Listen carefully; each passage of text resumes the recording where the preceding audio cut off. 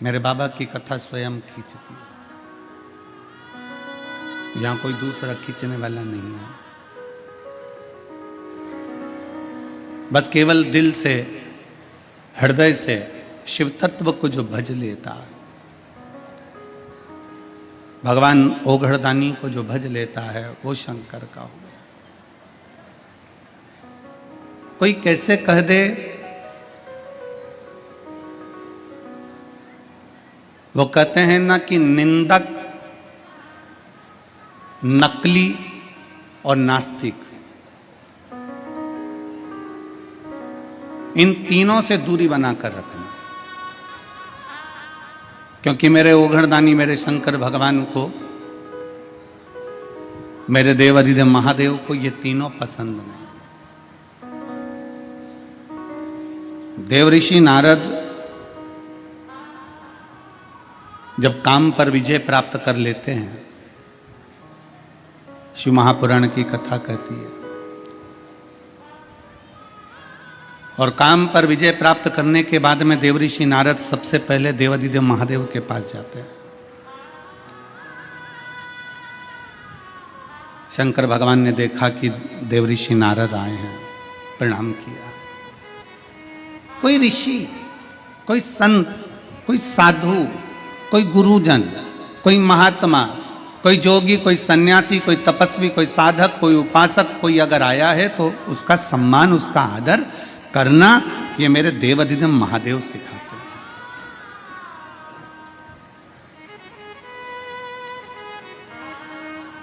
ये मेरे शिव सिखाते हैं। पूरी शिव महापुराण की कथा को उठाकर देख लीजिए, पूरे शंकर के चरित्र को उठाकर देख लीजिए। 24,000 श्लोक की ये शिव महापुराण की कथा, 12 संहिताओं में, 12 खंडों में बटी हुई है शिव महापुराण की कथा। पूरी कथा में किसी भी देवी या किसी भी देवता की कहीं निंदा नहीं।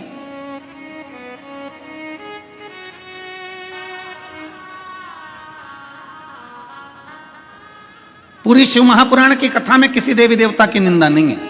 पूरी शिव महापुराण की कथा में एक बात जरूर लिखी है कि शंकर करुणा कैसे करते हैं, शिव कृपा कैसे करते हैं, शिव दया कैसे करते हैं।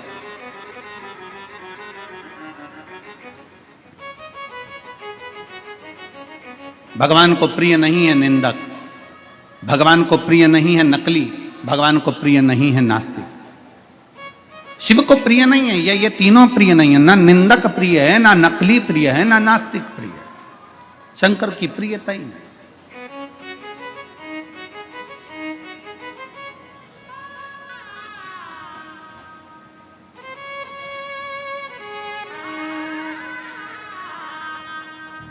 बाबा भोलेनाथ बैठे हुए थे, देवऋषि नारद का आगमन हुआ, प्रणाम किया। नारद जी आए, प्रणाम, आदर किया, सम्मान किया, सत्कार किया। नारद जी आइए, क्या बात है। देवऋषि नारद जी ने कहा कि भोले बाबा, हे शिव शंकर, जिस कामदेव पर आप विजय प्राप्त नहीं कर पाए, उस कामदेव को मैंने जीता है, मैंने स्वयं जीता है। भगवान शंकर सिंहासन से उठे और भगवान शिव सिंहासन से उठकर अपने गले की रुद्राक्ष की माला मेरे देवाधिदेव महादेव ने निकाली और देवऋषि नारद के गले में डाल दी। देवऋषि नारद के गले में डाली।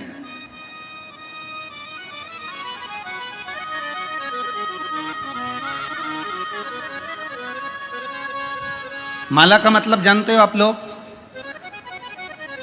जम के बोलिए जरा। माला का मतलब जानते हो?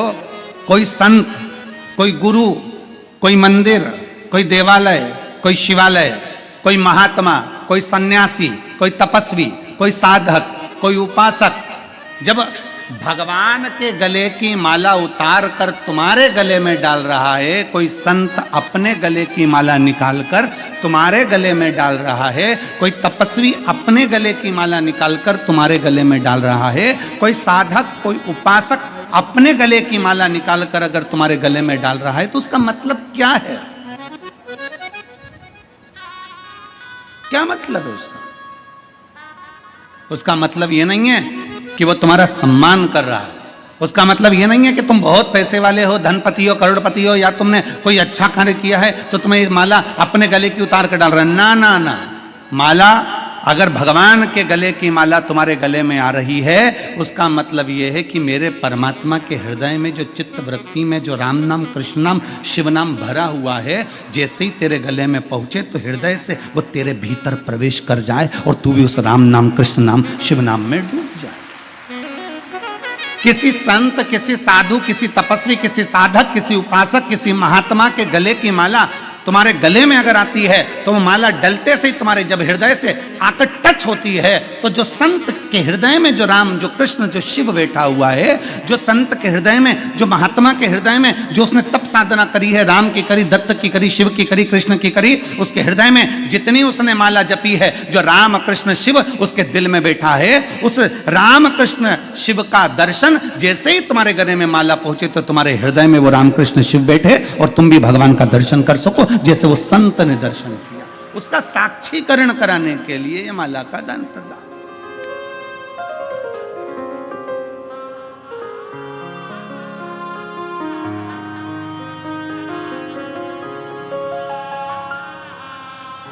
और मैंने तेरे ही भरोसे बाबा, तेरे ही भरोसे हवा बिच उड़ती जावांगी बाबा, डोर हथो छठी ना मैं कटी जावांगी।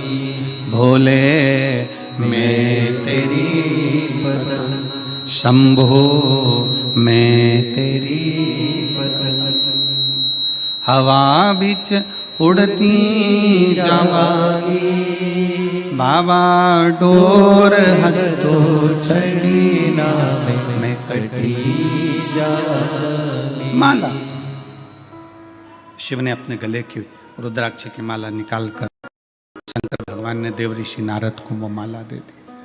देव ऋषि नारद के गले में वो माला आ गई।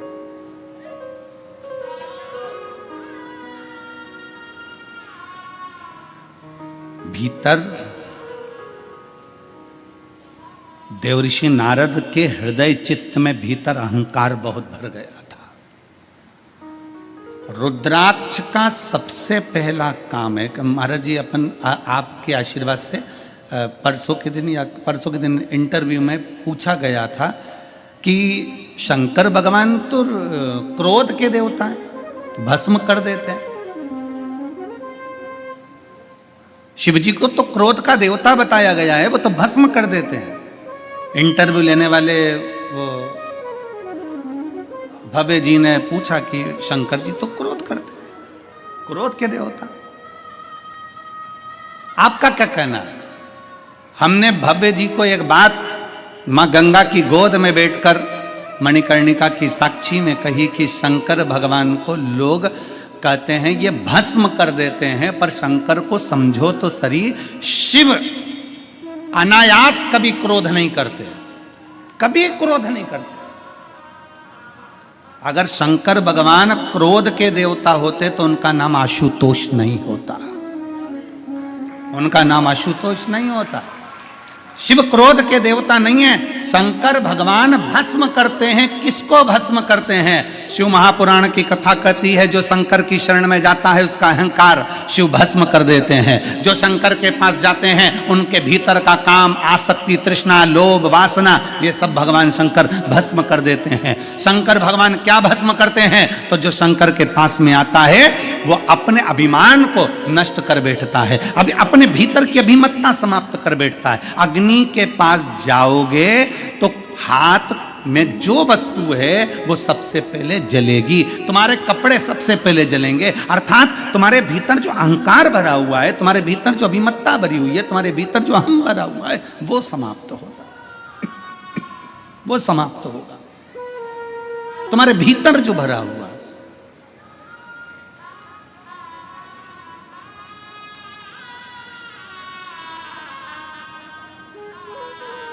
तीन चीजें हैं। आज काशी की पवित्र भूमि पर कथा सुन रहे हो, जितने आस्था चैनल पर कथा सुन रहे हैं, जितने फेसबुक यूट्यूब पर कथा सुन रहे हो, और जितने इस पवित्र प्रांगण में बैठकर लाखों की संख्या में बैठकर कथा को श्रवण कर रहे हैं, और निवेदन करूंगा, कल एक पत्र था कि गुरुजी आप केवल पंडाल वालों का बोल रहे हो, हम घाट के उस पार बैठकर कथा सुन रहे हैं, हमारा नहीं बोल रहे हो। तो जितने लोग घाट के उस पार मणिकर्णिका पर बैठकर या विश्वनाथ के पवित्र घाटों पर बैठकर उस पार गंगा के माइक से कथा को श्रवण कर रहे हैं, वो भी ध्यान से सुनना। 3 चीजें मेरे शंकर भगवान के दरवाजे पर पहुंच कर देखिए। पहला, शंकर के मंदिर की चौखट जैसे ही पार करते हो, जैसे ही आपने शंकर के मंदिर की चौखट पार करी, समझ लो मंदिर के अंदर जैसे ही प्रवेश करा, वैसे ही चौखट को पार करते ही तुम्हारे जीवन की खटपट समाप्त हो जाती है।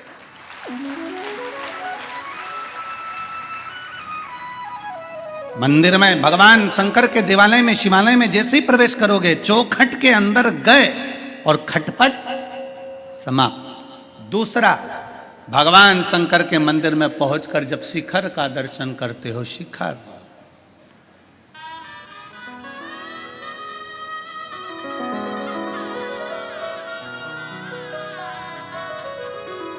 शिखर किसको कहते हैं? बोलिए, जम के बोलिए। जो बनता गया है, पत्थर का बनते बनते बनते बनते ऊपर तक गया, वो शिखर है। ऊपर एक मंदिर की प्राण प्रतिष्ठा जब होती है तो उस पे तांबे का, पीतल का, सोने का, चांदी का, हीरे का, जवाहरत का, जिसका भी एक कलश चढ़ता है। मंदिर की कीमत अगर 100 करोड़ रुपए है, मंदिर की कीमत अगर मंदिर की बनवाई, उस मंदिर की पूरे पत्थर की कारीगरी या मंदिर की बनवाई 100, 200, 500 करोड़ रुपए अगर लग गई है, पूरे मंदिर की कीमत आंक लीजिए। पूरे मंदिर में अगर 50 लाख रुपए लगे हैं, 25 लाख रुपए लगे हैं, 40 लाख रुपए लगे हैं, उसके ऊपर जो शिखर चढ़ता है तांबे का, पीतल का, जो भी शिखर चढ़ाते हो, ईमानदारी से बोलना, वो 50 लाख का आता है क्या? जम के बोलो जरा। नहीं। वो 2 करोड़ का आता है क्या? नहीं। 10 करोड़ का आता है क्या? नहीं। मंदिर को बनाने में तुम्हारे 10 लाख लग गए, मंदिर को बनाने में तुम्हारे 50 लाख लग गए, मंदिर को बनाने में तुम्हारे 100 करोड़ लग गए, पर उसके ऊपर जो तांबे का, पीतल का शिखर चढ़ रहा है, उसकी कीमत ज्यादा से ज्यादा 10, 20, 25, 50, 1 लाख रुपए होगी, इससे ज्यादा नहीं होगी। मंदिर की कीमत ज्यादा है पर शिखर की कीमत कम है। फिर भी मेरे भोले बाबा ने यह प्रेरणा दी है कि मंदिर भले 100 करोड़ का होगा, पर शिखर अगर 10 का भी है तो कीमत उसकी प्रथम है, क्योंकि छोटे को लेकर ऊपर बढ़ना है। छोटे को लेकर ऊपर बढ़ना है।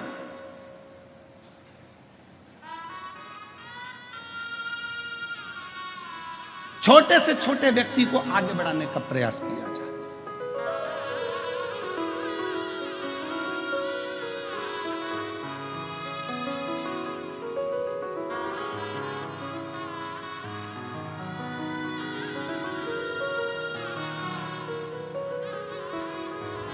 तुम्हारे घर में शादी हुई है?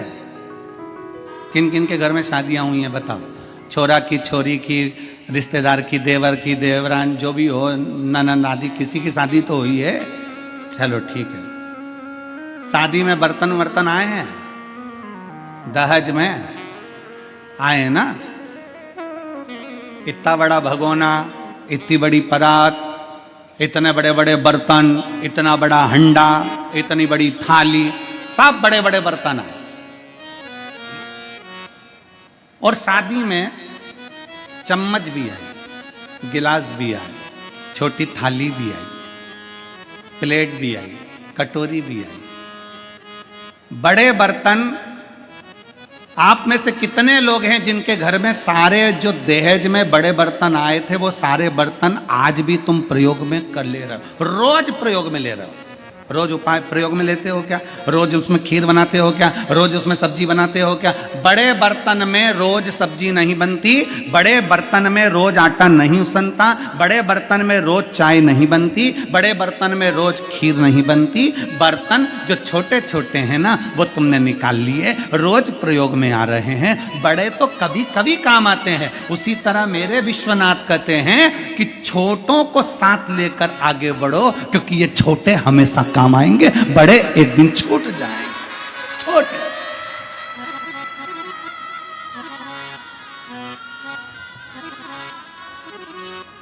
बाबा जी, मैं उत्तर प्रदेश सरकार के माननीय मुख्यमंत्री योगी जी के लिए एक शब्द कहूंगा।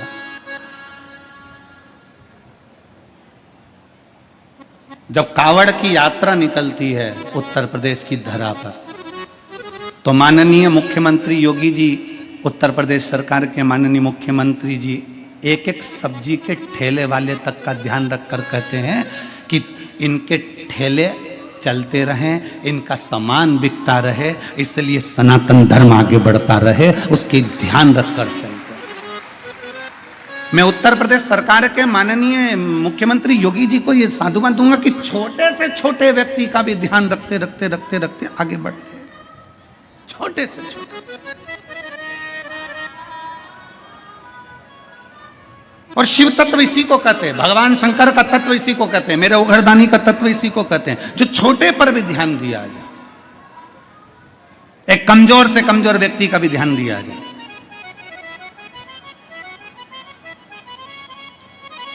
और शंभु शरणे मांगू घड़ी रे,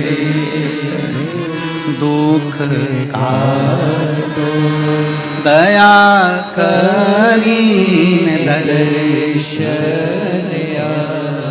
मंदिर कितने का भी हो पर शिखर छोटा सा, भगवान भोलेनाथ कहते हैं शिखर की कीमत। किसी पुराण के अंदर ये नहीं लिखा कि शिखर दर्शनम सर्व पाप नाशनम, केवल शिव महापुराण की कथा कहती है शिखर दर्शनम सर्व पाप नाशनम। शिखर का दर्शन अगर कर लिया, और उस पुराण के शब्द, शिव महापुराण के शब्दों को दुनिया के लोगों ने पकड़ा कि मंदिर नहीं जा सकते तो शिखर का दर्शन कर लीजिए, मंदिर नहीं पहुंच सकते तो शिखर का दीदार कर लीजिए, दर्शन कर लीजिए। शिखर का दर्शन हो गया तो तुम्हारे सारे पाप अपने आप नष्ट हो जाते हैं।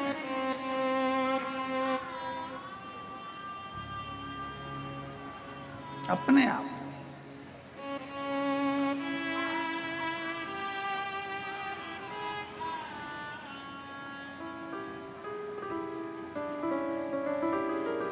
कितना अंतर है देखिए जरा। आज तक किसी ने ये नहीं कहा कि ताजमहल का दर्शन करो तो तुम्हारे पाप मिट जाएंगे।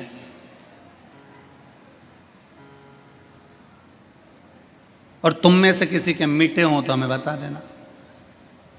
कोई ने आज तक नहीं कहा कि ताजमहल का दर्शन करो तो पाप मिट जाएंगे। क्यों? क्योंकि अंतर है। दुनिया के लोग ताजमहल देखने जाते हैं, दर्शन के लिए नहीं।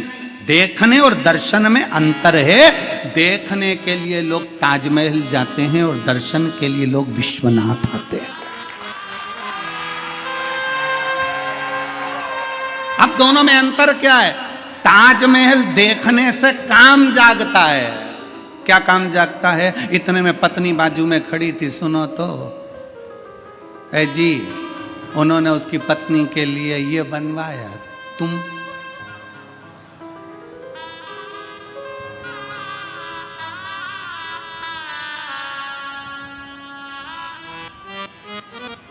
देखने से काम जागृत हो गया। और विश्वनाथ की नगरी में आइए, यहां काम नहीं जागेगा। एक बार पत्नी का हाथ पकड़कर मणिकर्णिका के घाट पर ले जाके बिठा दो, दूसरी बार कहेगी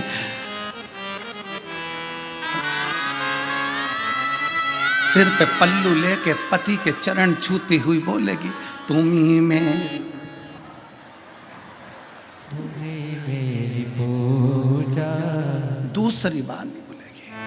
और 3 रात्रि तक तुम्हारे चरण छू कर कहेगी। पति पूछेगा हार चाहिए? नहीं। अच्छी वाली साड़ी? क्या करूंगी, फोर व्हीलर गाड़ी पे चमकदार कपड़ों में लपेट के राम नाम सत्य बोलते बोलते आ रहा है। साड़ी का क्या करूंगी, क्या करूंगी?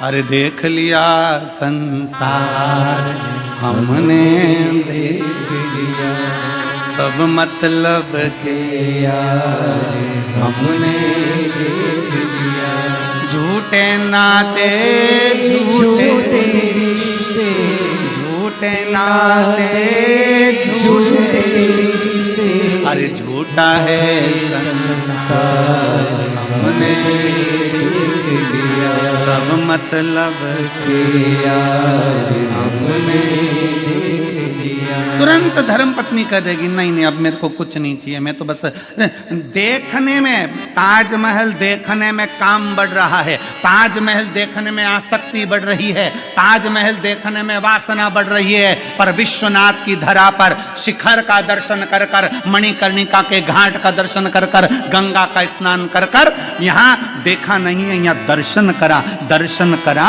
तो आसक्ति भी चली गई, काम भी चले गया, वासना भी चली गई, तृष्णा भी चली गई, लोभ भी चले गए, सब कुछ समाप्त हो गया। फिर जब घर गए तो केवल एक आत्मा थी और शिव परमात्मा था, उसके सिवाय कुछ भी नहीं, कुछ भी नहीं।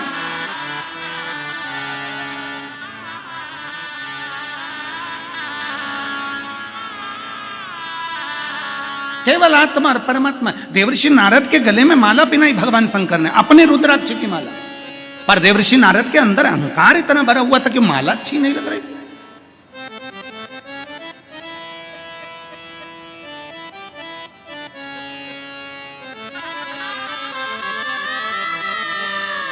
महाराज जी सभी बड़े बड़े जो बहुत बड़े बड़े जो महात्मा आदि कथाकार होते हैं, उनके यहाँ कोई मिलने जाता है तो वो इतना बड़ा बड़ा प्रशस्ति पत्र फोटो सब देते हैं।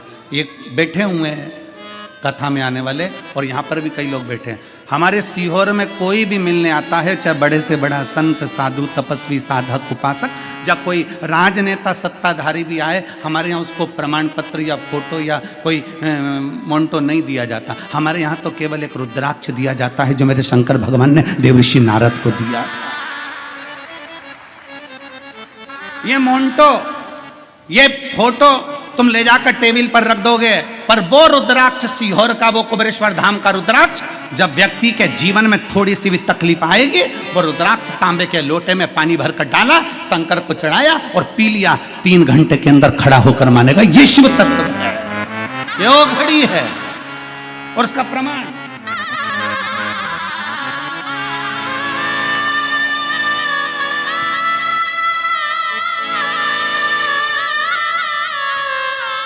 मैं सविता तिवारी, पति रमेश तिवारी, वाराणसी क्षेत्र की रहने वाली हूँ। पहले दीदी आपको नमन, और इसमें आपकी चांदी की थाली नहीं है। जो आपने चांदी की थाली भेजी थी वो कार्यकर्ताओं के पास प्राप्त हो गई है, आपको धन्यवाद। जो आपने भोग लगाने के लिए भेजी थी।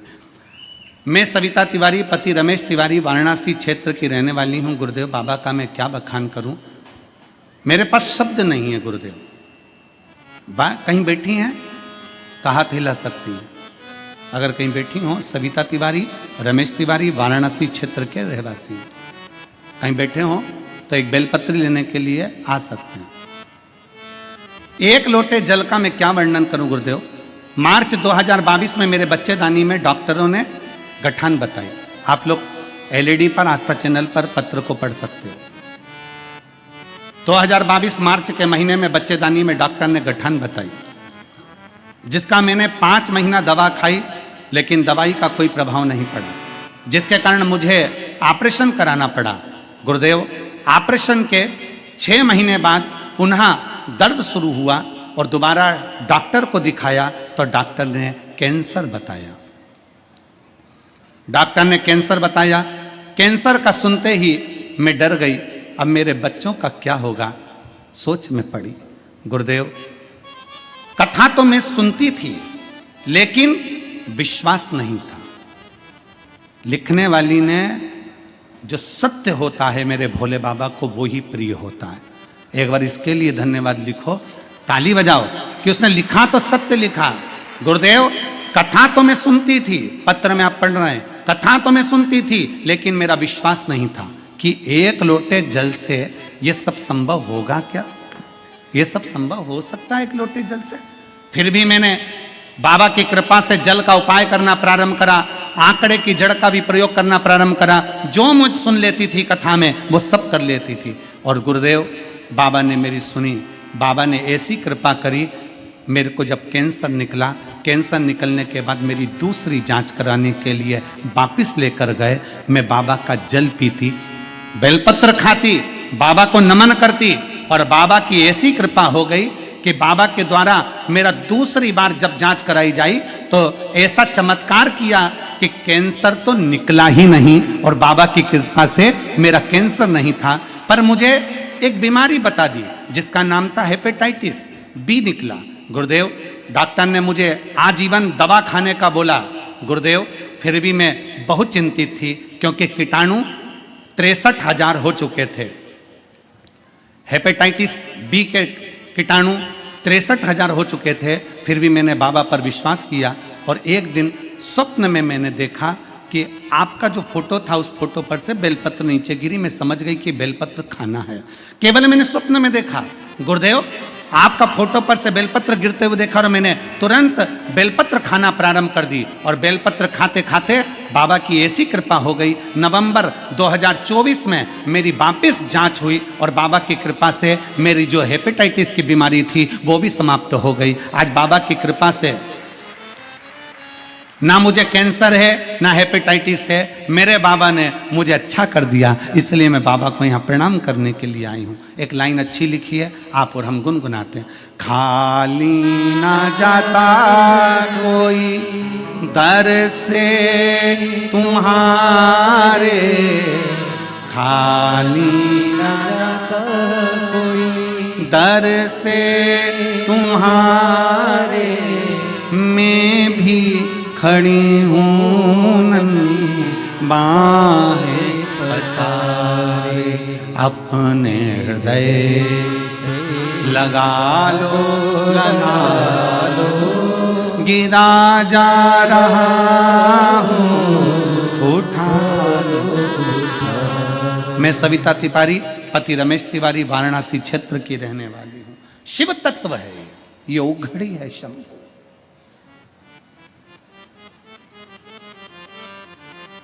क्या दें हम, क्या प्रदान करें हम? और फिर निवेदन है,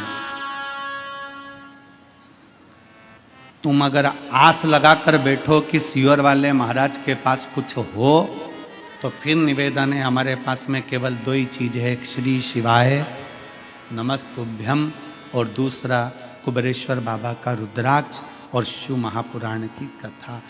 दिल से बाबा को एक लोटा जल, तुम जहां रहते हो, तुम सियोर आओ चाहे मत आओ, तुम कुबेरेश्वर धाम आओ चाहे मत आओ, तुम तो अपने नजदीक में जो शंकर का मंदिर है, तुम्हारे करीब में जो शिवालय है, तुम वहां एक लोटा जल लेकर जाओ, और शंकर जी को दिल से एक लोटा जल चढ़ाकर श्री शिवाय नमस्तुभ्यम, श्री शिवाय नमस्तुभ्यम, एक लोटा जल समर्पित करिए, दिल से समर्पित करिए।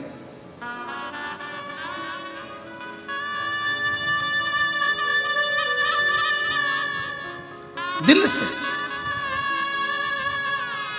सारी समस्या का हल, एक लोटा जल। श्री शिवाय नमस्तुभ्यम जपते रहो, स्मरण करते रहो, भजते रहो।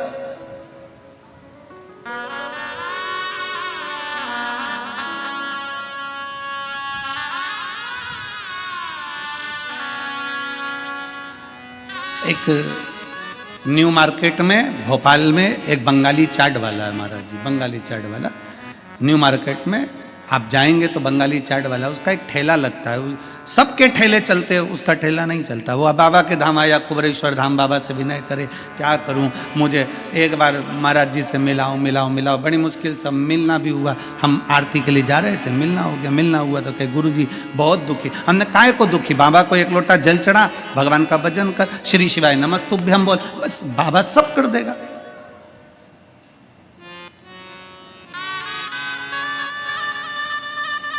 हमने कहा फिरोजाबाद की कथा में हमने कहा था कि अपने दरवाजों पर, अपनी गाड़ी पर, अपनी दुकान पर श्री शिवाय नमस्तुभ्यम लिख दे, उसके भरोसे छोड़।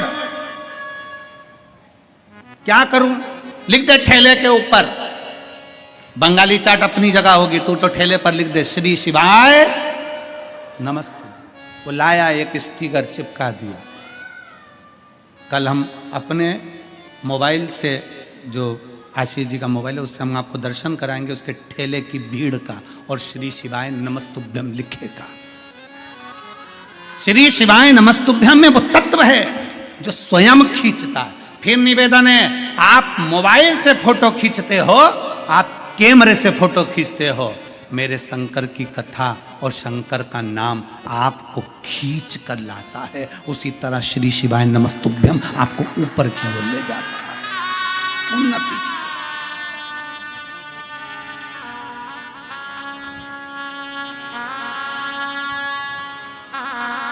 देव ऋषि नारद के गले में रुद्राक्ष की माला दे, सुहाई नहीं, देव ऋषि नारद को अच्छी नहीं लगी रुद्राक्ष की माला। और शंकर भगवान ने कहा, सुनो देव ऋषि नारद, आपसे हाथ जोड़कर निवेदन है, जो तुमने मुझसे कहा कि मैं कामदेव को नहीं जीत पाया, ये बात तुम किसी को मत कहना। और सुनो नारद जी, जो मुझसे प्रेम करता है ना, उससे तो बिल्कुल मत कहना। जो मुझसे प्रेम करता है,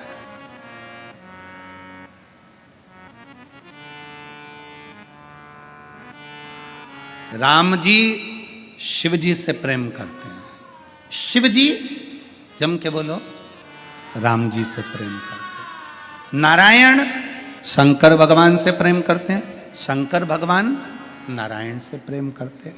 कृष्ण शिव से प्रेम करते हैं, शिव कृष्ण से प्रेम करते हैं।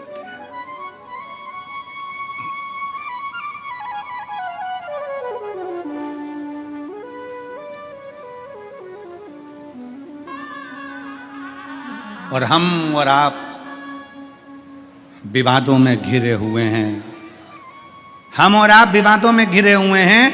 हम कहते हैं, कोई कहता है शंकर के मंदिर मत जाना, कोई कहता है शंकर जी का जला हुआ जल मत पीना, कोई कहता है शंकर जी को बेलपत्र मत चढ़ाना, कोई कहता है शंकर का प्रसाद मत खाना, कोई कहता है राम जी के मंदिर मत जाना, कोई कहता है कृष्ण के मंदिर मत जाना, कोई कहता है इसके मंदिर मत जाना, उसका प्रसाद मत खाना। हम आपस में झगड़ा कर रहे हैं, पर ब्रह्मा विष्णु सदा जानत अविवेक,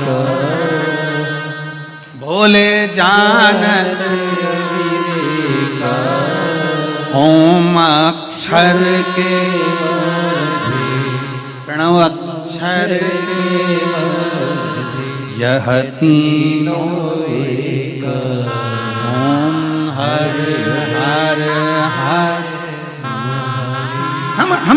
हम ये संकोच में पड़े हुए हैं, वो कहता है राम वाला, वो कहता कृष्ण वाला, वो कहता शिव वाला, पर इनमें भेद नहीं है, कोई भेद नहीं है। भगवान के राम कृष्ण शंकर मेरे नारायण में कोई भेद नहीं।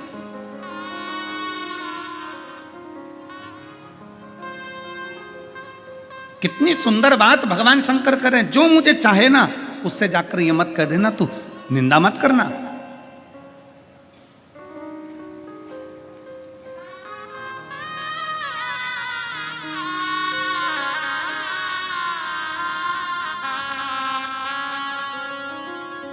भगवान शिव की कथा कहती है कि शंकर को निंदक प्रिय नहीं है, प्रिय नहीं है। निंदक, नकली और नास्तिक शंकर को प्रिय नहीं है। कल कथा में क्या कहा था आपको, सबको याद है कथा की बात, जम के बोलो जरा। कल कथा में कहा था कि शंकर भगवान को एक बूंद दूध चढ़ाओ, एक चम्मच दूध चढ़ाओ, पर असली चढ़ाओ, देसी गाय का चढ़ाओ, नकली मत चढ़ाओ। सुना था कि नहीं सुना था? जम के बोलो जरा। सुना था ना? क्योंकि शिव जी को नकली प्रिय है ही नहीं।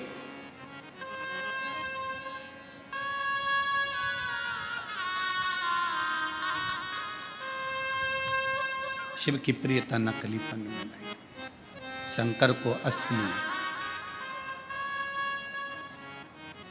असली बहुत कठिन है। असलता का जीवन जीना बहुत कठिन है। नकली जीवन जीना तो सरल है, बहुत सरल। कर्जे में लदालू हो गए, पैसा नहीं है, और दुनिया के आगे विचार करो कि हम तो बस मुस्कुराते हुए दिखे, ऐसे दिखे वैसे दिखे, करोड़ों का धन है। ना ना, असलीता का जीवन जियो। हमारे पास नहीं है ना, नहीं है, फिर भी हम खुश हैं, ये मेरे बाबा की कृपा है।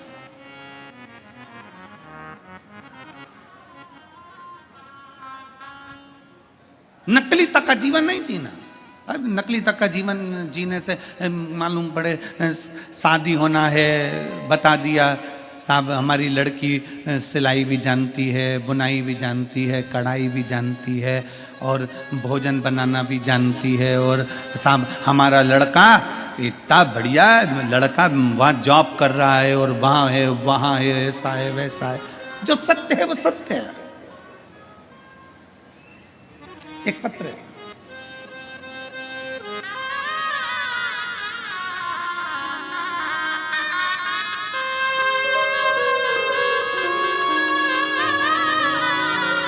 उर्मिला सोनार, नेपाल की रहने वाली हूं।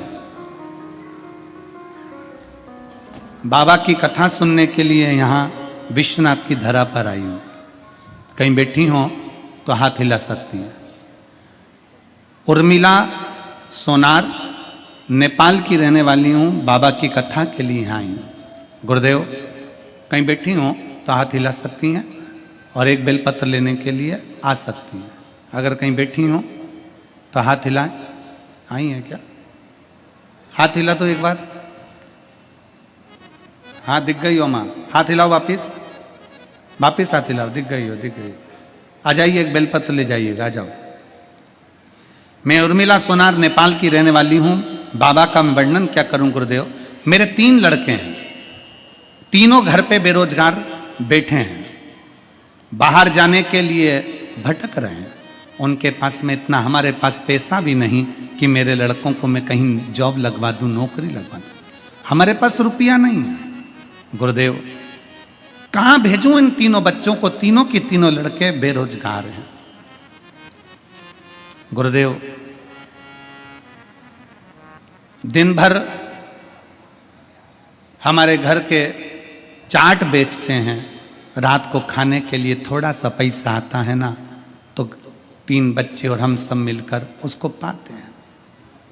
कैसे अपने जीवन को जिए गुरुदेव, समझ में नहीं आता। एक दिन पूरा परिवार भोजन कर रहा था, और भोजन करते करते अपने आप को कोस रहे थे, और कोसते कोसते आपकी कथा सुनने को मिल गई। बस कथा सुनी तीनों बेटों ने, और हमने नियम ले लिया कि शंकर के मंदिर में झाड़ू लगाएंगे, पोछा लगाएंगे, 1 लोटा जल चढ़ाएंगे। बेटों ने भी संकल्प ले लिया कि ये सियोर वाला महाराज कह रहा है ना इतनी शर्त के साथ कि सारी समस्या का हल 1 लोटा जल है, तो अब हमें भी देखना है कि 1 लोटे जल में क्या होता है।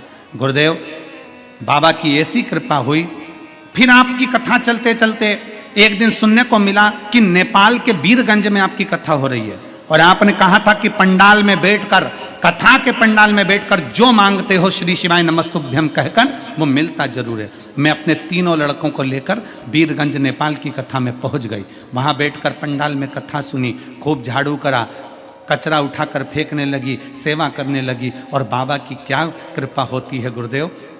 मेरे बेटे ने एक इंटरव्यू पहले दे रखा था, उस इंटरव्यू का कॉल आ गया, और मेरे बड़े बेटे की नौकरी विदेश में लग गई। आज बाबा की कृपा से लाखों का पैकेज हो गया।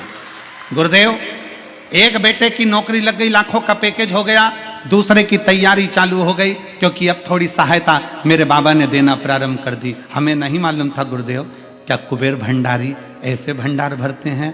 आंखों से आंसू निकलता था गुरुदेव, आज खुशी के आंसू हैं। हम बाबा को प्रणाम करने के लिए यहां पहुंचे हैं। और तेरी कृपा बिना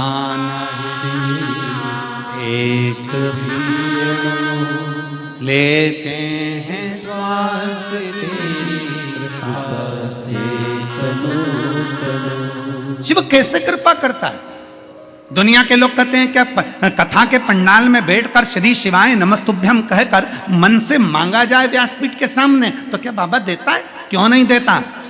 फिर निवेदन करूंगा, इस पूरे प्रांगण में, पंडाल के अंदर, पंडाल के बाहर लाखों की संख्या में आप लोग बैठे हो, लाखों की संख्या में। दिल से बाबा से कहना, दिल से सुनेगा। 3 महीने में मेरा बाबा तुम्हारी भी झोली भरेगा, वो देगा। दिल से कहा, मेरे भोले तेरा सहारा है, मेरे बाबा तेरा सहारा है, मेरी नैया का तू किनारा, मेरी नैया का तू किनारा। मेरे बाबा तुझे पुकारा है, मेरे भोले तुझे पुकारा है, मेरी नैया का तू किनारा है। उस माँ ने एक बात लिखी, वो हम बताना भूल गए, वो भी सुन लो।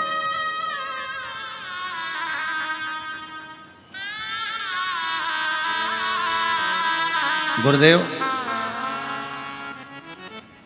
विदेश में जाने के लिए, टिकट के लिए लाखों रुपए चाहिए रहते हैं। कहां से आते हैं? बेटे ने कहा, मां 4 से 5 लाख रुपए लगेंगे, पैसे कहां से आएंगे? कॉल लेटर तो आ गया, पैसे कहां से आएंगे जाने के लिए? मां लिखती है, तो पासपोर्ट बनवा, व्यवस्था बाबा करेगा। गुरुदेव, जिस दिन पासपोर्ट बनवाया और शंकर के मंदिर में जाकर हम तीनों बेटे और मां ने जब बाबा के चरणों की झाड़ू लगाई है ना, जल लाकर घर के दरवाजे पर छीटा है ना, वहीं विदेश से कॉल आया कि तुम्हारे टिकट के लिए पैसा तुम्हारे खाते में डलवा दिया गया।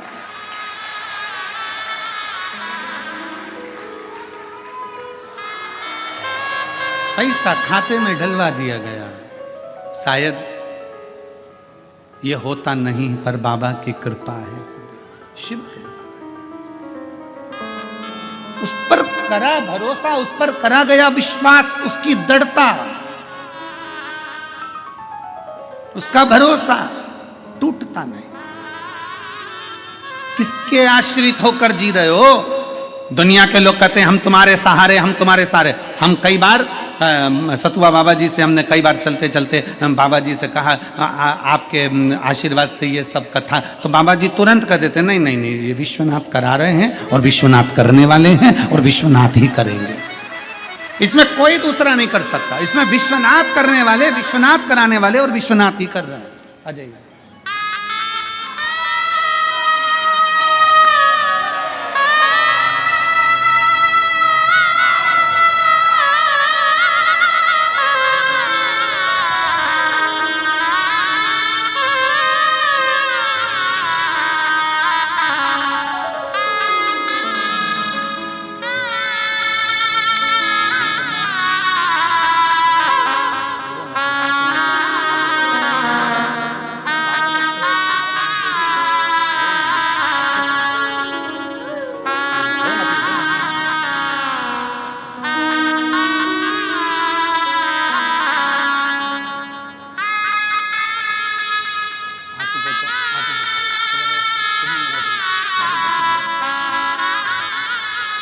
और रिश्ता तेरा मेरा सबसे प्यारा, रिश्ता तेरा नेपाल से आई हैं, बेटे की जॉब लग गई है, चाट का ठेला लगाते थे, जो मिल जाता था खा लेते थे। कभी नहीं सोचा था कि बाबा कुबेर भंडारी ऐसा भंडार भर देगा। रिश्ता तेरा मेरा सबसे प्यारा, रिश्ता तेरा मेरा सबसे प्यारा। तू मेरा बाबा, मैं हूँ तेरा, मैं हूँ तेरा। तू मेरा बाबा, मैं हूँ तेरा, मैं हूँ तेरा। रिश्ता तेरा मेरा सबसे प्यारा, तू मेरा बाबा, मैं हूँ तेरा, मैं हूँ तेरा। उसका संबंध है आपसे, उसकी रिश्तेदारी है आपसे। हमसे लोग कहते हैं एक लोटा जल में क्या है, हम कहते हैं जब जल चढ़ाते हो ना। सुदामा जी भगवान कृष्ण के पास में गए थे तो सुदामा जी तंदूल लेकर गए थे। भगवान तंदूल फाँकते समय पोटली को देख रहे थे जो सुशीला सुदामा की पत्नी की साड़ी का पल्लू था।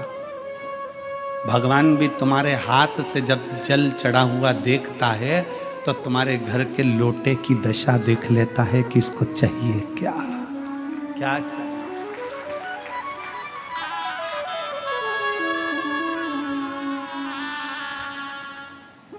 संबंध शिव से है। पहले दिन कथा में कहा था, कथा सुनने के लिए आप कहीं नहीं आए हो, कथा सुनने के लिए अपने बाप के घर आए हो, अपने पिता के घर, अपने बाप के घर आए हो। कौन सी बेटी है इसमें से जिसके पिताजी उसको देकर नहीं भेजते? ऐसी जगत में कोई बेटी नहीं, ऐसा जगत में कोई बेटा नहीं। बेटा अपने पिता को कुछ दे चाहे नहीं दे, पर बेटा कहता है कि पापा हम काशी जा रहे हैं, पापा हम हरिद्वार जा रहे हैं, पापा हम घूमने जा रहे हैं। तो घर से जब बच्चे निकलते हैं तो हम बूढ़े माँ बाप के पास कुछ नहीं हो तो भी 10 रुपए तो हाथ में पकड़ाई देते हैं, ले ये लेकर जाना, ये शॉल ले जा ठंड लगेगी ओढ़ लेना, ले ये तकिया ले जा, ले ये चादर ले जा बेटा ओढ़ लेना ठंड पड़ेगी। घर के बुजुर्ग देकर भेजते हैं। घर की बेटी जब मायके से जाती है तो उसको देकर भेजा जाता है। कुछ भी देंगे, पल्लू में झोली में थोड़ा सा खोचा डाल देंगे, थोड़ा सा चावल डाल देंगे, पर देकर भेजते हैं। उसी तरह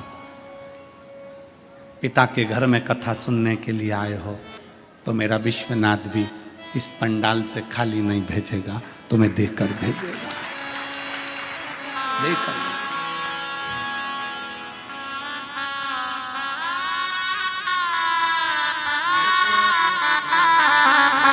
आप उसके संबंध बनाइए, आप उससे रिश्ता जोड़िए।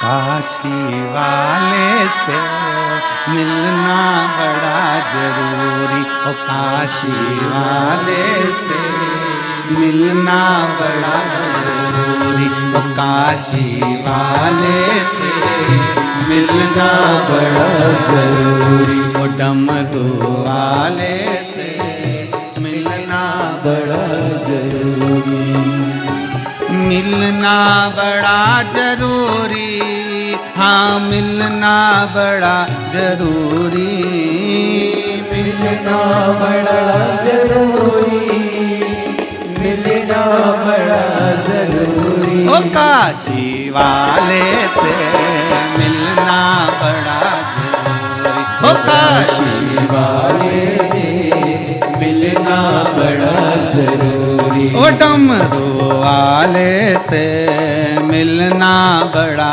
जरूरी, ओ डमरू वाले से मिलना बड़ा जरूरी। बड़े भाव से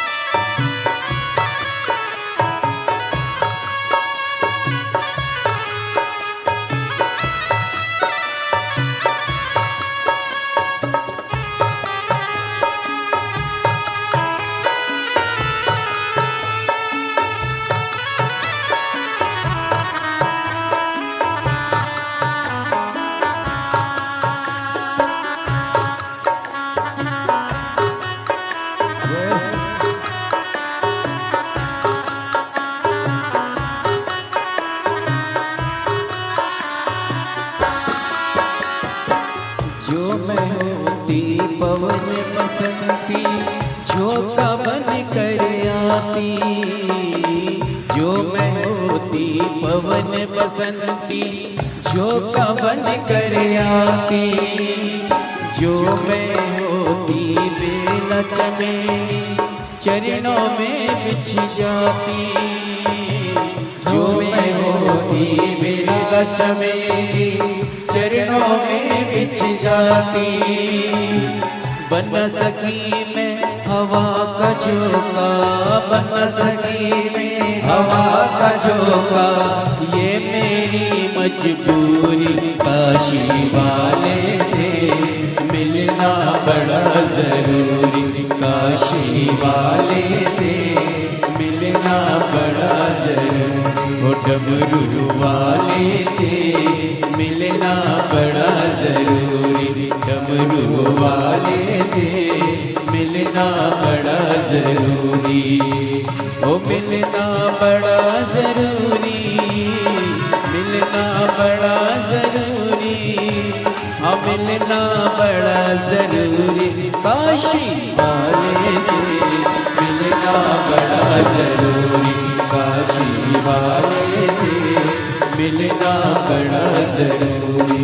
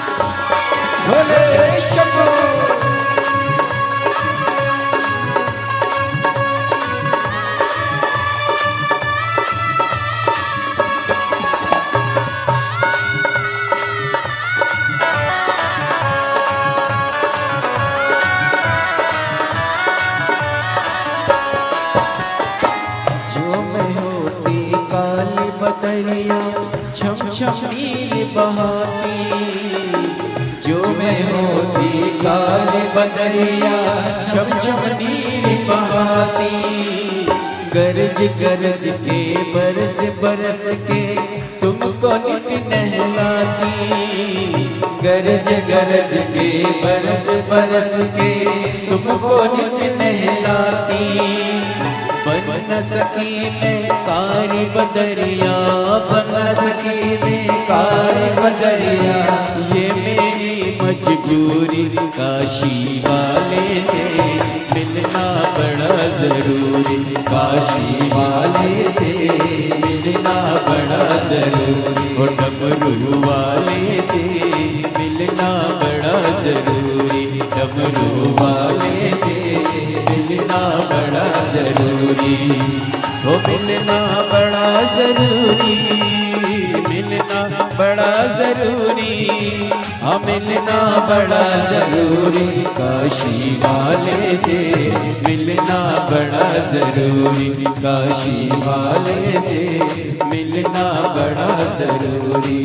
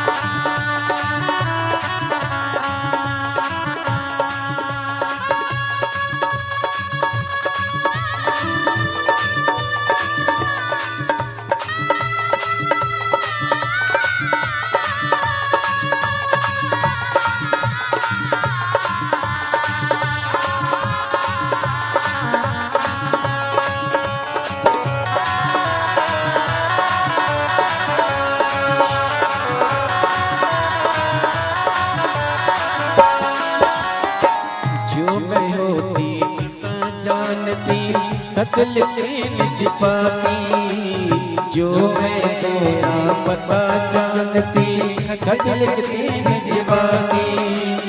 सब रसिकन को संग में लेकर तुमसे मिलने आती, सब रसिकन को संग में लेकर तुमसे मिलने आती। पता तेरा मेरा पास नहीं है, पता तेरा मेरे पास नहीं है, ये मेरी मजबूरी काशी वाले से मिलना बड़ा जरूरी, काशी वाले से मिलना बड़ा जरूरी, ओ डमरू वाले से मिलना बड़ा जरूरी, डमरू वाले से मिलना बड़ा जरूरी। मिलना बड़ा जरूरी, हाँ मिलना बड़ा जरूरी, मिलना बड़ा जरूरी, मिलना बड़ा जरूरी, ओ मिलना बड़ा जरूरी, हाँ मिलना बड़ा जरूरी, ओ मिलना बड़ा जरूरी, मिलना बड़ा जरूरी। ओ काशी वाले से मिलना बड़ा जरूरी, ओ काशी वाले से मिलना बड़ा जरूरी, ओ डमरू वाले से मिलना बड़ा जरूरी, ओ डमरू वाले से मिलना बड़ा जरूरी, ओ काशी वाले से मिलना बड़ा जरूरी, ओ काशी वाले से मिलना बड़ा जरूरी, मिलना बड़ा जरूरी, डमरू वाले से मिलना बड़ा जरूरी, ओ काशी वाले से मिलना बड़ा जरूरी, डमरू वाले से मिलना बड़ा जरूरी। ओ मिलना बड़ा जरूरी, हाँ मिलना बड़ा जरूरी, मिलना बड़ा जरूरी, मिलना बड़ा जरूरी, ओ मिलना बड़ा जरूरी, हाँ मिलना बड़ा जरूरी, ओ मिलना बड़ा जरूरी, मिलना बड़ा जरूरी, ओ काशी वाले से मिलना बड़ा जरूरी, ओ काशी वाले से मिलना बड़ा जरूरी, ओ डमरू वाले से मिलना बड़ा जरूरी, ओ डमरू वाले से मिलना बड़ा जरूरी। बोल विश्वनाथ भगवान की जय। हर हर महादेव। अपने स्थान पर बैठकर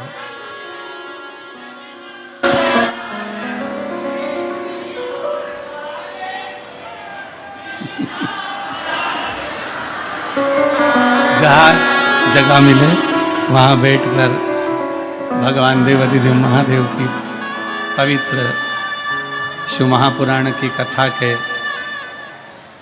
पवित्र भाव को भजते हुए शिव नाम का स्मरण करेंगे। अपने दिल की बात बाबा से कहेंगे।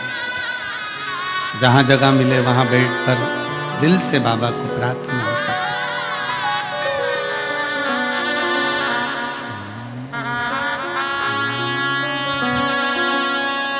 श्री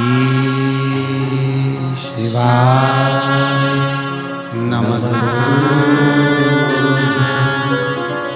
श्री शिवाय नमस्तुभ्यं। श्री शिवाय नमस्तुभ्यं। श्री शिवाय नमस्तुभ्यं। श्री शिवाय नमस्तुभ्यं। भोला सब दुख काटो ओ भोला सब दुख काटो। शिव शंकर जपो तेरी माला। भोले बाबा जपो तेरी माला। भोला सब दुख काटो ओ भोला सब दुख काटो। वेश है मंगलकारी। वेश है मंगलकारी। शमशान वासी हमारा। शमशान वासी। अहंकार व्यक्ति को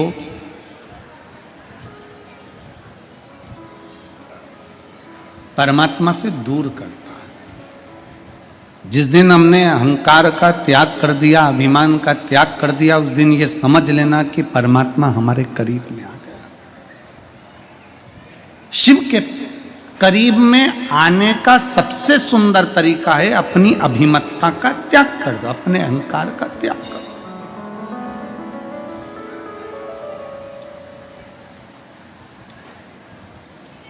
शिव के मंदिर जाते हो रोज, तो शंकर के मंदिर में रोज जाते हो तो रोज बाबा से प्रार्थना करना, बाबा इस शरीर के अंदर, इस चित्त के अंदर कभी अहंकार मत आना, और आना भी नहीं चाहिए।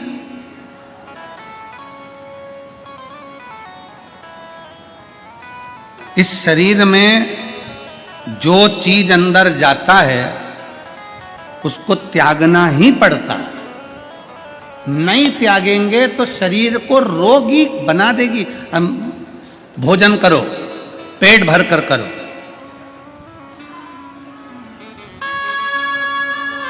खूब पेट भर कर खा लो, खूब पेट भर करो। 2-4 दिन, 5 दिन, 2 दिन तुम पेट में ही रहने दो, जाओ मत। नहीं, मैं त्याग ही नहीं करूंगी, मैंने तो खाया, त्याग नहीं कर।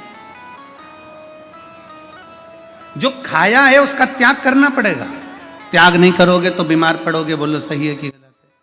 पानी पी लिया, दूध पी लिया, चाय पी ली, कोल्ड ड्रिंक पी लिया, कोई सामग्री तुमने दूध आदि पी लिया, जल पी लिया, पानी पी लिया। पानी तुम पेट भर कर पी लो और उसको अपने पेट में रख लो। बाद में तुम त्याग मत करो 1-2 दिन तक।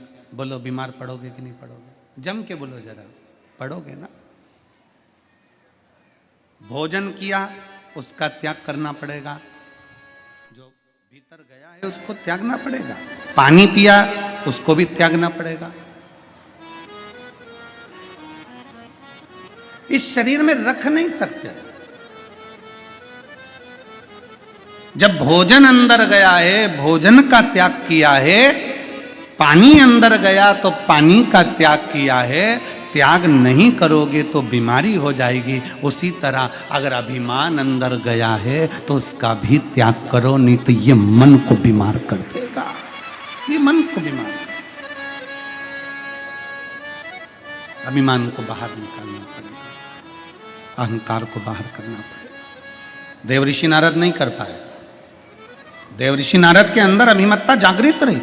देव ऋषि नारद के अंदर अभिमत्ता थी। उन्होंने, भगवान शंकर ने कहा कि तुम जो मुझे चाहते हैं तुम उनसे मत कह देना, इस निंदा को मत कर देना, तुम ये मत कह देना कि शंकर भगवान कामदेव को जीत नहीं पाए और मैंने जीता है। और भगवान ने मार्गदर्शन दे दिया था कि तुम कहना मती, क्योंकि भगवान जानते थे कि ये देव ऋषि नारद भगवान नारायण के पास जाकर कहेगा और नारायण मुझे बहुत प्रेम करते हैं, उनसे ये निंदा सुनते नहीं बनेगी और वो रुष्ट हो सकते हैं, ये निंदा उनसे सुनते नहीं बनेगी। देव ऋषि नारद बाहर निकले, रुद्राक्ष की गले से माला निकाली, गले में से रुद्राक्ष की माला निकाली और देव ऋषि नारद ने उठाकर जमीन पर उस रुद्राक्ष की माला को पटक दिया, जमीन पर। अगर देवर्षि नारद को यह मालूम पड़ता कि ये माला कोई साधारण नहीं है, ये भगवान भोलेनाथ ने अपने गले से निकालकर नारद तेरे गले में पहनाई है, ये कोई साधारण नहीं है, कोई संत, कोई साधु, कोई गुरुजन, कोई तपस्वी जन, कोई साधक, कोई उपासक अपने गले की माला अगर आपको दे रहा है तो ये माला साधारण नहीं है। उसने दिए, उसको हृदय से लगाओ, मस्तक से लगाओ, फिर विसर्जन करिए उसको, आप फेंकिए नहीं उसको, चित्त के हृदय लाओ।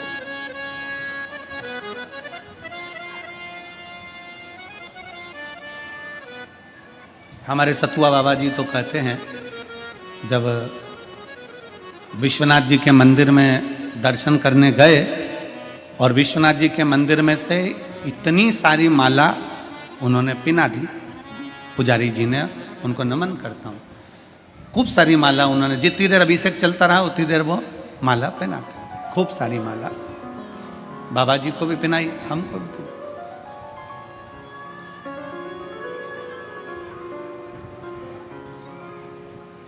सतुआ बाबा जी बोले, आज माला के रूप में ऐसा लग रहा है जैसे विश्वनाथ गले लग रहे हैं और अपने दिल से अपने दिल की बात कर रहे हैं। ये संत का स्वभाव होता है, ये संत का एक भाव होता है कि माला में भी शिव तत्व की प्राप्ति को जाने, एक एक चीज में शंकर को पहचाने।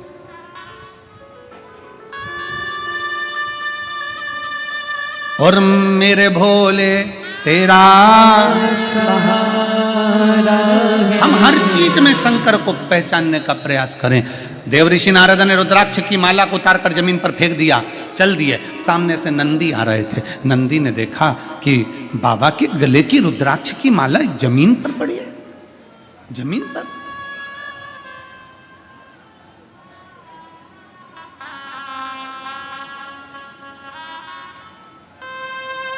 एक निवेदन आप सबसे, विश्वनाथ जी का दर्शन करने के लिए जाओ, सबकी डलिया में फूल बेलपत्री रहती है, बोलो रहती कि नहीं रहती है? कईयों की डलिया में से बेलपत्र जमीन पर गिर जाती है, पर एक निवेदन है, करवद विश्वनाथ जी के मंदिर में अगर जमीन पर बेलपत्र पड़ी है ना, आपने उसको उठाकर झोली में रख लो, भले उसका कोई प्रयोग ना करो, पर उसको ले जाकर बाद में विसर्जन कर दो, पर वो बेलपत्र किसी के पाँव में मत आने दो, उतने में भी मेरा बाबा तुम पर कृपा कर दे,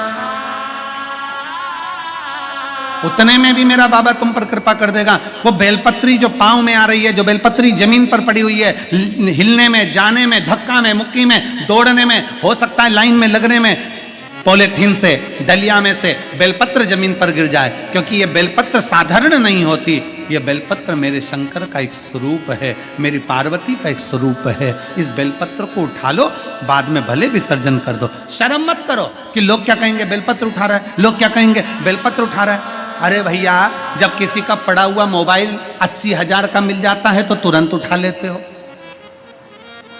किसी की पड़ी हुई चेन मिल जाती है तुरंत उठा लेते हो, तो ये मोबाइल 80,000 का होगा, चेन 1 लाख की होगी, पर जो बेलपत्र जमीन पर पड़ी है तुमने अगर उठाकर अपने पल्लू में रख ली है और बाद में उसका अगर विसर्जन कर दिया है तो तुम्हारी झोली करोड़ों में जरूर भराएगी, ये निश्चितता है।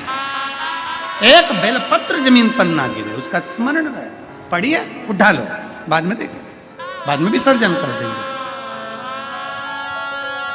थोड़ा अपने को सुधरना पड़ेगा। हम सुधरेंगे, जम के बोलो जरा, युग सुधरेगा। हम बदलेंगे, गायत्री परिवार वाले बोलते हैं ना, हम बदलेंगे युग बदलेगा। हम बदलेंगे युग बदलेगा। कब बदलोगे? जम के बोलो, आज से। मंदिर जाओगे दर्शन करने के लिए, बेलपत्री जमीन पे पड़ी है, अपने पल्लू साथ में उसमें रखते जाओ, बाद में आओ विसर्जन कर दो, कोई बात नहीं।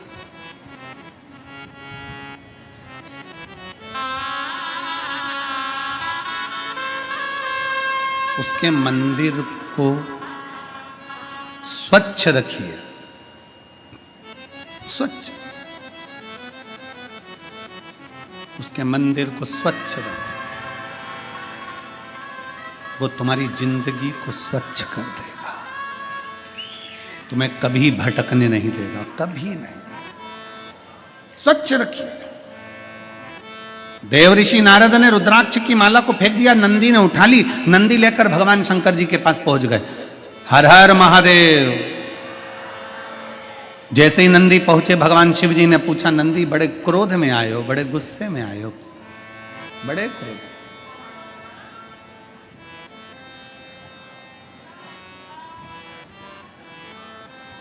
बहुत गुस्सा है नंदी तुम, इतना क्रोध?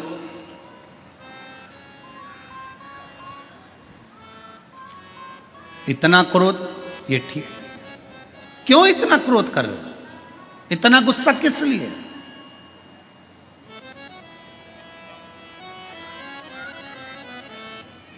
अच्छा, क्रोध जो होता है ना, सबसे ज्यादा अकल किस में होती है?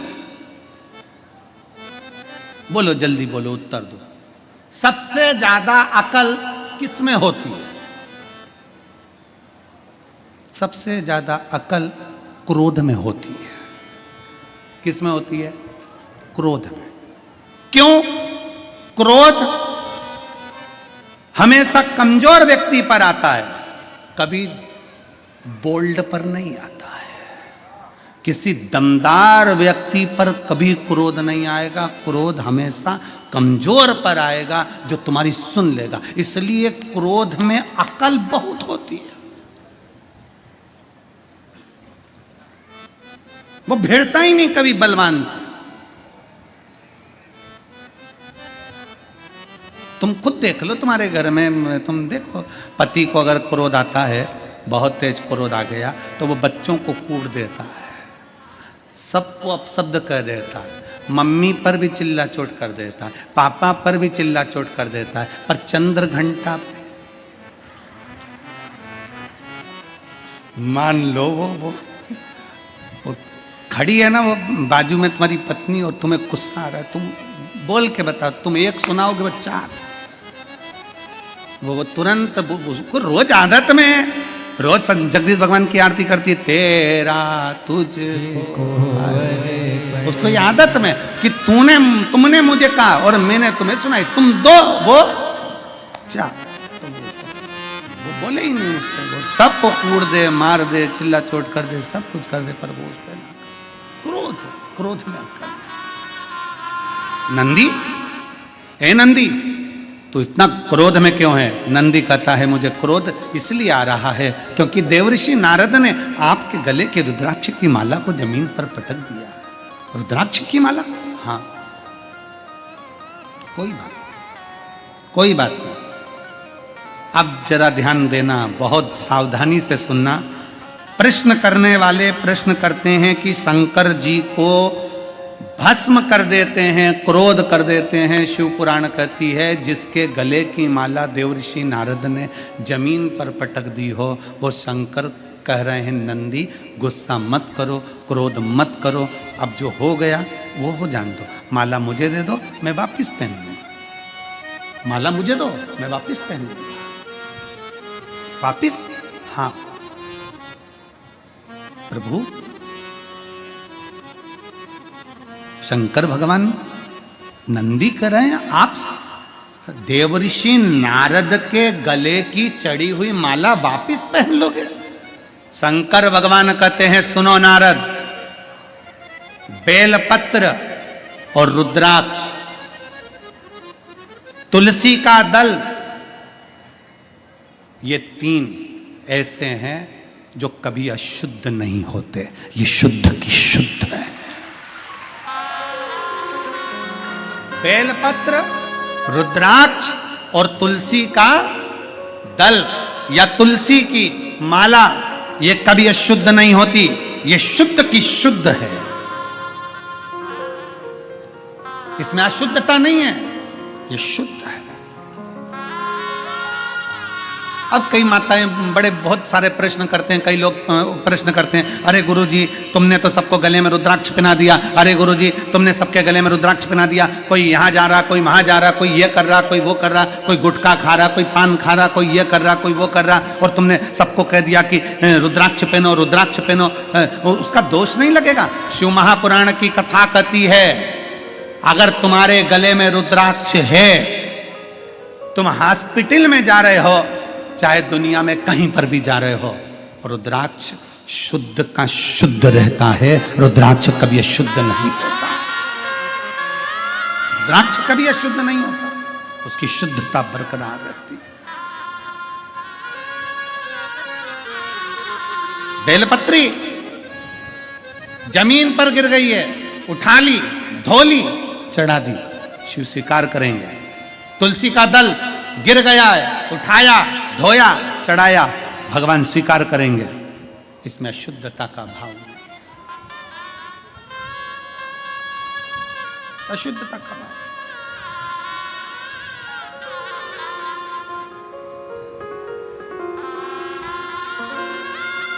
कई लोग कहते हैं गिरा हुआ क्या भगवान को चढ़ा सकते हो? अरे महाराज जी कहां कहां की बात सुनाते हो, गिरा हुआ क्या भगवान को चढ़ा सकते हो? शिव महापुराण की कथा कहती है, जो गिरा वो तो ठीक है, इंसान भी तो कभी कभी ऐसा कर्म कर जाता है कि गिर जाता है, तो भी तो भगवान स्वीकार करता है, तो भी तो भगवान स्वीकार करता है।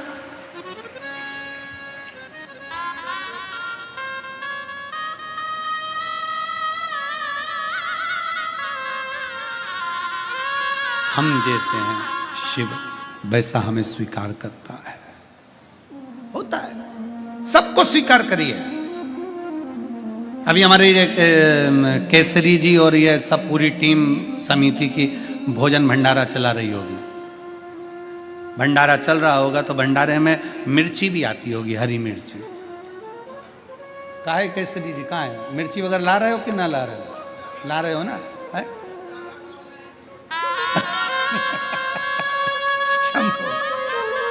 तो ये हरी मिर्ची वगैरह सब आ रही हो गया। अब ईमानदारी से बोलना, मेरी जीजियां भी बैठी हैं, 5 किलो हरी मिर्ची लेकर आते हो, उसमें से 4, 5, 10 हरी मिर्ची बेकार निकलती है कि नहीं निकलती? बोलो जम के बोलो जरा, निकल। 25 किलो आलू लेकर आए, उसमें 2-5 आलू बेकार निकलते हैं कि नहीं निकलते? बोलो बोलो जम के बोलो जरा, निकलते। ठीक है। बैंक से नोट की गड्डी लेकर आए, उसमें 1-2 नोट बेकार फटेले निकलते हैं कि नहीं निकलते? नोट की गड्डी में 2 नोट फटे निकल जाते हैं। आलू 25 किलो में 5-4 आलू बेकार निकल जाते हैं, सड़े निकल जाते हैं। 10 किलो मिर्ची में 2-5 मिर्ची सड़ी निकल जाती है। 2-4 किलो टमाटर में 1-2 टमाटर सड़े निकल जाते हैं। तो ईमानदारी से बोलो, तुम वो स्वीकार करते हो कि नहीं करते कि हम आ गए, ठीक है, गड्डी आ गई, ठीक है, अब आ गए ना, स्वीकार करा ना तुमने। उसी तरह शिव महापुराण की कथा कहती है 25 किलो आलू में से 5 आलू सड़े निकल गए, उसको तुमने स्वीकार करा। 10 किलो टमाटर में से 2 टमाटर बेकार निकल गए, तुमने उसको स्वीकार करा।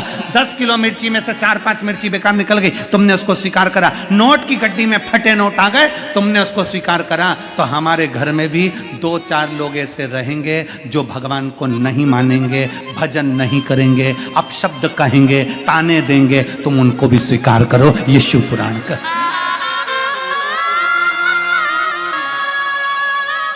ये शिव महापुराण की कथा कहती है, हमें उसमें दोष नहीं देखना। कई माताएं कहती मेरी जेठानी तो मंदिर ही नहीं जाती, मेरी देवरानी तो मंदिर में नहीं जाती, वो तो जल ही नहीं चढ़ाती। हमें दोष नहीं, उनको स्वीकार करो, ठीक है ना। हमारी जेठानी हमको गाली देती है, कहां जा रही हो? काशी कथा सुनने के लिए। क्यों वो सियोर वाले महाराज के चक्कर में पड़ी हो? क्यों कथा में जा रही हो? आप शब्द कहते हैं, स्वीकार करो, कोई बात नहीं। समझ लो 10 किलो टमाटर में 2 टमाटर गड़बड़ है, स्वीकार करो। समझ लो 25 किलो आलू में, हमारे घर में 25 लोग हैं, हमारे 25 किलो, तुम्हारे घर में कितने किलो हैं? सबको गिन लो। पति पत्नी, 2 बेटे, सास ससुर 6 और ननन नंदोई, ऐसे मिला के तुम सबको गिनो। गिनोगे तो अंदाजा लग जाएगा कि 15 किलो हो कि 20 किलो। अब 15 किलो 20 किलो में 1-2 टमाटर गड़बड़ निकल जाए तो क्या टेंशन लेना, ठीक है, चलने दो, चलने दो, जो होगा देखा जाएगा। पर हमारी आदत क्या हो जाती है कि हम सोचते हैं नहीं नहीं नहीं ये तो बेकार हो गया। अब टेंशन लेके बैठ गए, मेरे 2 टमाटर गड़बड़ हो गए। 10 किलो लेके आई थी, 2 टमाटर बेकार निकल गए। 20 किलो लेकर आई थी, 2 आलू बेकार निकल गए। नहीं सोचना, बिल्कुल नहीं सोचना। हम तो बाबा के भरोसे चलते हैं, हम तो बाबा के भरोसे चलते हैं। ये दुनिया वाले चलते हैं, हम तो बाबा के भरोसे चलते हैं। अगर सब्जी अच्छी बनाना है, परिवार को अच्छा बनाना है, तो 1-2 टमाटर या 1-2 हरी मिर्ची या 1-2 आलू को मत देखो। घर को अच्छा बनाना है तो इनको मत देखो जो दिन रात निंदा में लगे हैं, उनको किनारे में पटक दो। जो अच्छे अच्छे हैं वो अच्छे से बघारो, खाओ, आनंद में रहो, अपनी जिंदगी मस्त जियो। कई लोग ऐसे होते हैं, अभी कथा हो रही है काशी में, 2-4 टमाटर यहाँ भी गड़बड़ हो सकते हैं, ऐसा नहीं है। 1-2 आलू यहां पर भी गड़बड़ निकल सकते हैं, उसमें कोई दिक्कत नहीं, हो जाता है कभी कभी। टमाटर है, आलू है, ढेरों के भेड़ में थोड़ा बहुत कमजोर निकल सकता है, हो जाता। और निवेदन है 1 दिसंबर से 7 दिसंबर तक जो सिरपुर जिला धूलिया महाराष्ट्र की पवित्र कथा जो होने वाली है, उनसे भी निवेदन मिलेंगे बहुत सारे जीवन में। पर ध्यान रखना कि अपन को जोड़ कर चलना है, सबको जोड़ कर चलो, सबको।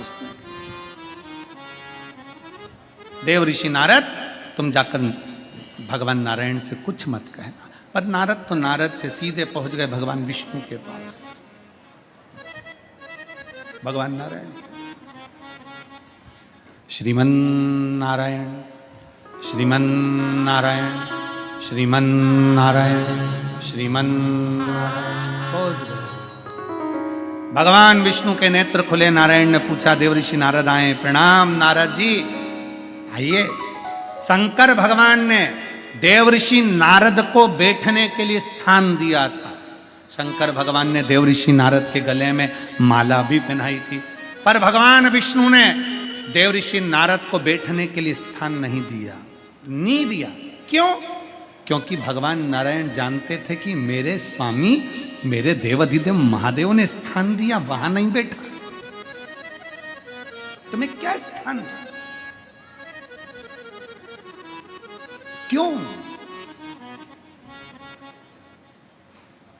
नहीं दिया? देव ऋषि नारद को भगवान नारायण ने गले में माला नहीं पहनाई। देव ऋषि नारद ने आते से कहा, सुनो भोले बाबा नारायण, भगवान विष्णु से कहा, प्रभु जिस कामदेव को भगवान शंकर नहीं जीत पाए उस कामदेव को नारद ने जीता है। जैसे ही सुना भगवान नारायण की आंख से आंसू बहने लगा, मेरे नारायण रोने लगे। क्यों? क्योंकि नारद, शास्त्र कहता है कि निंदा करने वाला भी पापी होता है और निंदा सुनने वाला भी। जम के बोलो जरा, ना ना ना ना, गलत बात बोल रहे हो तुम लोग। निंदा करने वाला पापी होता है और निंदा सुनने वाला महापापी होता है। अब बजाओ ताली जोरदार वाराणसी वालों के लिए, इसको कहते हैं जोरदार बात कही। आज मेरी जीजियां कद्दू की सब्जी खाए बैठी है, बहुत प्रबल ज्ञान, बहुत जोरदार, अच्छी।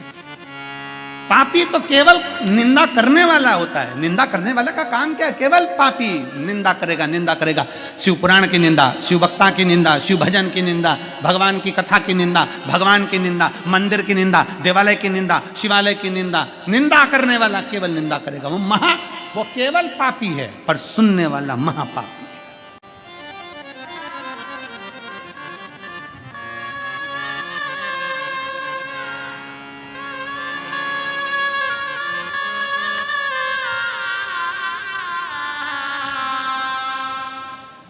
अयोध्या में राम जी बैठे थे, तुमको खुशी हुई कि नहीं हुई? अरे जम के तो बोलो जरा, हुई थी? ठीक है।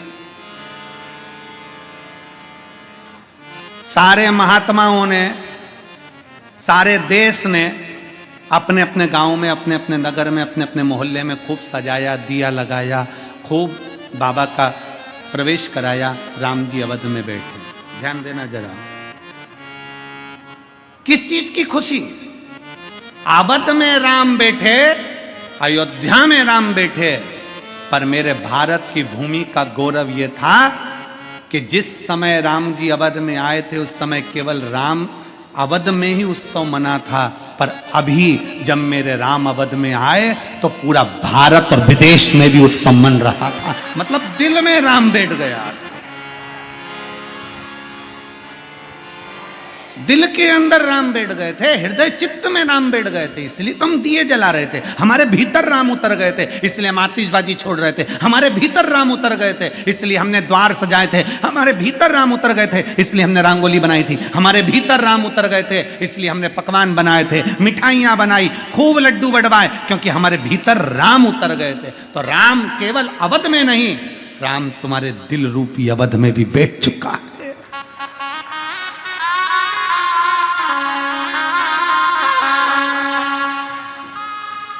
राम तुम्हारे हृदय चित्त में बैठ चुका। नारायण, भगवान नारायण को लगा यहां नारद जी ने निंदा कर दी और मैंने सुन ली।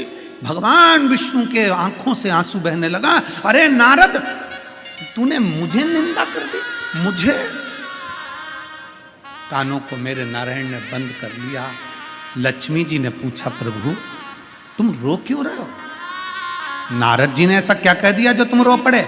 भगवान विष्णु ने कहा, नारद जी बोल रहे हैं पार्वती लक्ष्मी कि कामदेव को शंकर नहीं जीत पाए, मैंने जीत लिया। शंकर की निंदा मैंने सुन ली लक्ष्मी, मैंने सुन ली। तो लक्ष्मी कहती है इससे होगा क्या?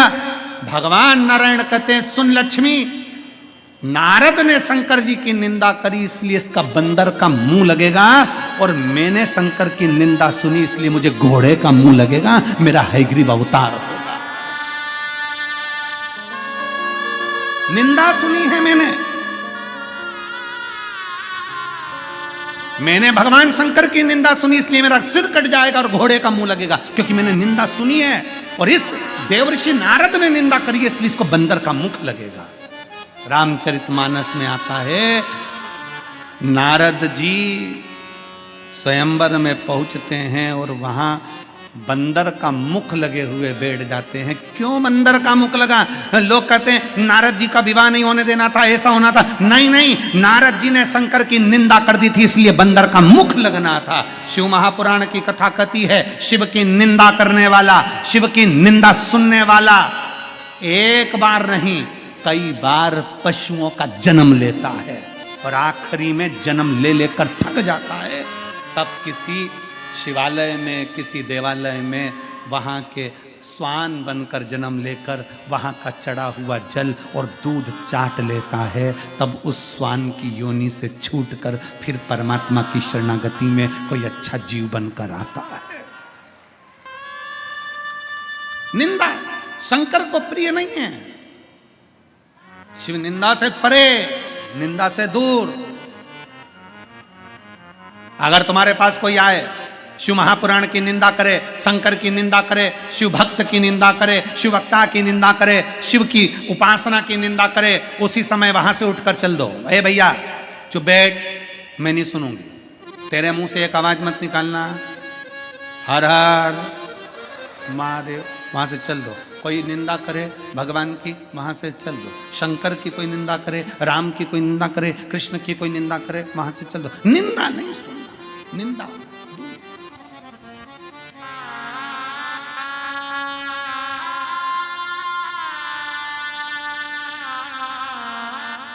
कितना अच्छा मनुष्य का देह मिला है।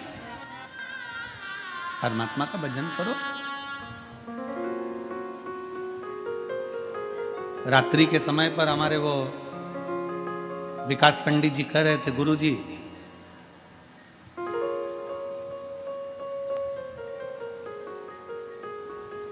भगवान दिखते नहीं है तो सुनते तो हैं। हमने कहा पहले के समय में फोन चलता था, आज के समय में मोबाइल चलता है, तो इसमें तो वीडियो कॉल हो जाती है। पहले के समय में जो फोन चलता था उसमें वीडियो दिखता था क्या? व्यक्ति दिखता था, उसमें तो बस बटन घुमाई और बटन घुमाने के बाद नंबर लगाने के बाद डायल करने के बाद आप उठाकर बात कर लो। जिससे बात कर रहे हो वो तुम्हें दिख नहीं रहा, जिससे बात कर रहे हो वो तुम्हारे सामने नहीं है, जिससे बात कर रहे हो वो तुम्हारे साक्षी में नहीं है, जिससे बात कर रहे हो वो तुम्हारे सामने नहीं है, वो दिख नहीं रहा, पर तुम उससे बात कर रहे हो, वो तुम्हारी बात सुन रहा है, सुनने के बाद उसका उत्तर दे रहा है। उसी तरह मेरा भोले बाबा तुम्हारे सामने दिखेगा नहीं, मेरा शंकर तुम्हारे सामने दिखेगा नहीं, पर तुम जब कहोगे तो दिल से सुनेगा और उसका उत्तर जरूर देगा। मेरा शिव दिखेगा नहीं पर उत्तर जरूर देगा। समय आएगा उत्तर का और उत्तर देगा। आप तो उसका भजन करिए। सारी समस्या का हल एक लोटा तुम तो चढ़ाते रहो। तेरे मंदिर में आना मेरा काम है और मेरी बिगड़ी बनाना तेरा काम। तुम उसकी चौखट पर जाते रहो, उसको जल चढ़ाते रहो, उसका स्मरण करते रहो, सुनेगा जरूर। आप उसका भजन करते रहो। शिव शंकर भोलेनाथ हो नाथ, तेरी महिमा अपरंपार है। शिव शंकर भोलेनाथ हो नाथ, तेरी महिमा अपरंपार है। शिव शंकर भोलेनाथ हो नाथ, तेरी महिमा अपरंपार है। शिव शंकर भोलेनाथ हो नाथ, तेरी महिमा अपरंपार है। तेरी महिमा अपरंपार है, तेरी महिमा अपरंपार है। तेरी महिमा अपरंपार है, तेरी महिमा अपरंपार है। तेरी महिमा अपरंपार है, तेरी महिमा अपरंपार है। तेरी महिमा अपरंपार, सब गाइए। तेरी महिमा अपरंपार है। शिव शंकर भोलेनाथ हो नाथ, तेरी महिमा अपरंपार है। शिव शंकर भोलेनाथ हो नाथ,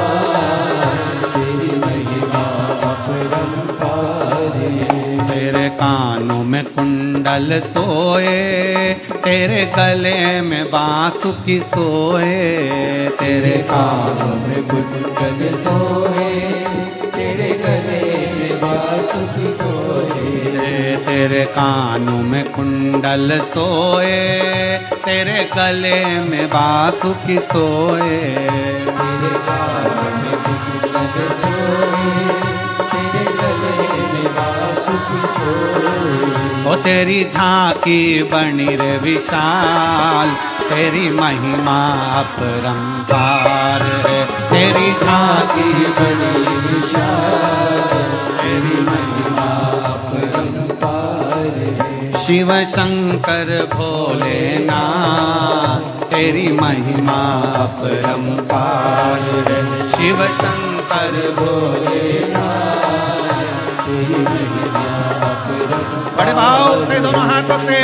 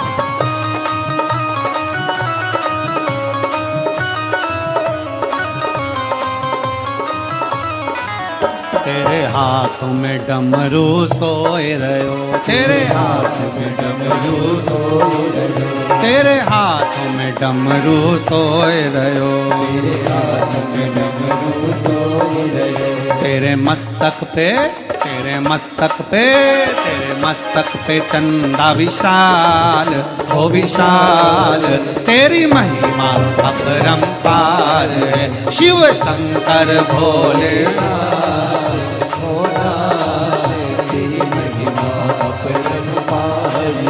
शिव शंकर भोलेनाथ, हो नाथ, तेरी महिमा अपरंपार है।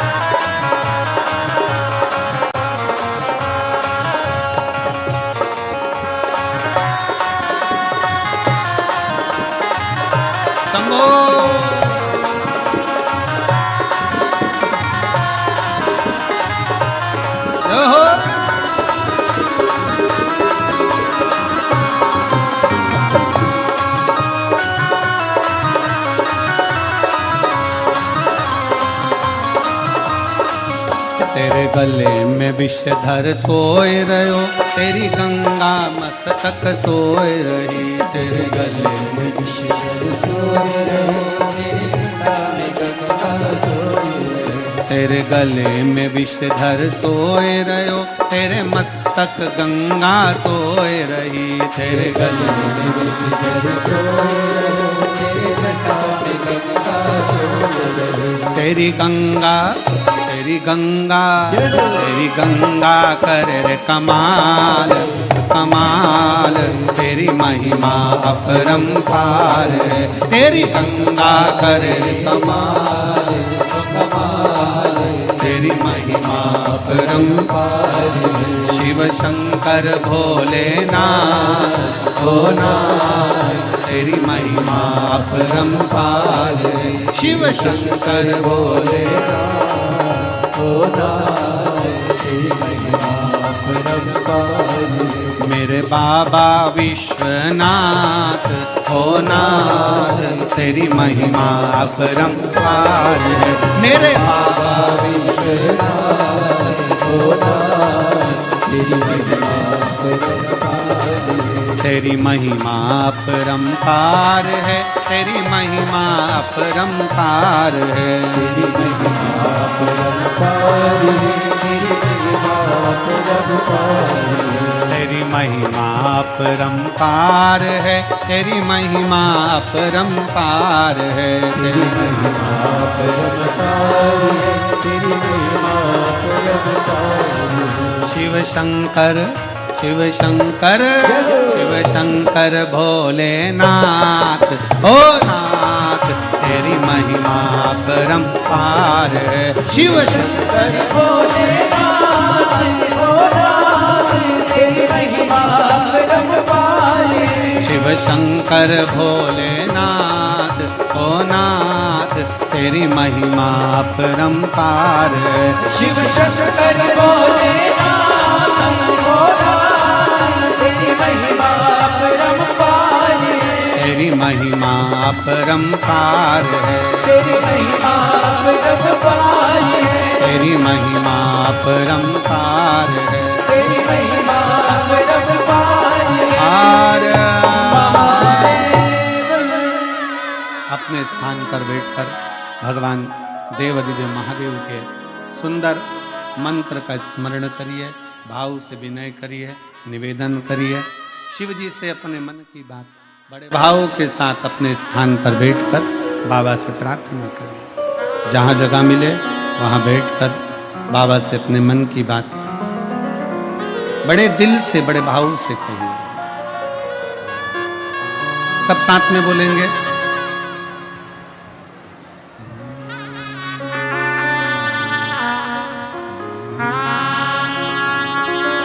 श्री शिवाय नमस्तु,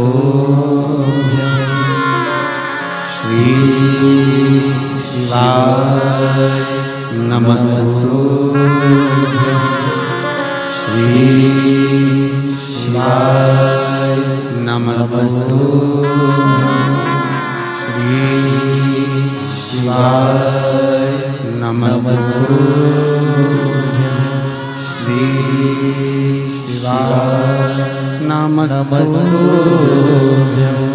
भोला सब दुख काटो हमारा, ओ भोला सब दुख काटो हमारा। शिव शंकर जपो तेरी माला, भोले बाबा जपो तेरी माला। भोला सब दुख काटो हमारा, ओ भोला सब दुख काटो हमारा। वेश है मंगल मंगलकारी, वेश है मंगल मंगलकारी। शमशान वासी हमारा, शमशान वासी हमारा। ओ भोला दुख काटो ओ भोला सब दुख काटो मारा।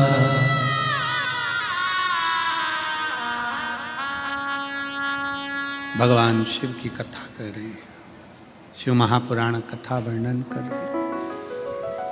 शिव को निंदा,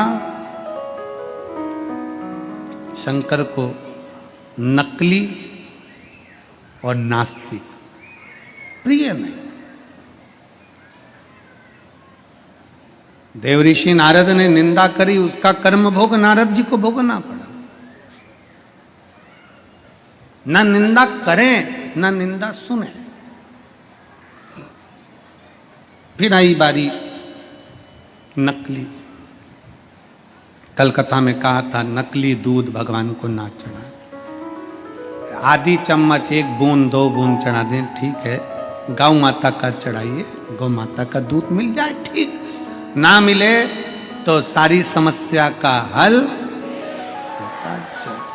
ना मिले तो 1 लोटा जल भगवान शंकर को समर्पित करो। शिव कभी आकर नहीं कहेंगे कि तूने मुझे जल नहीं चढ़ाया। शंकर कभी आकर नहीं कहेंगे कि तूने मुझे दूध नहीं चढ़ाया। शंकर कभी आकर नहीं कहेंगे कि तूने मुझे दही नहीं चढ़ाया। शंकर भगवान तो कहते हैं जो तेरे पास है दिल से मुझे समर्पित कर, जो तेरे पास।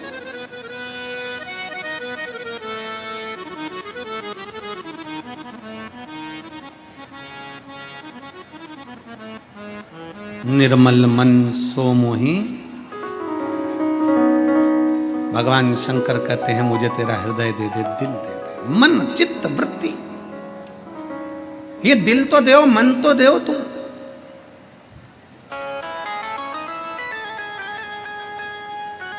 दक्ष प्रजापति जी के यहां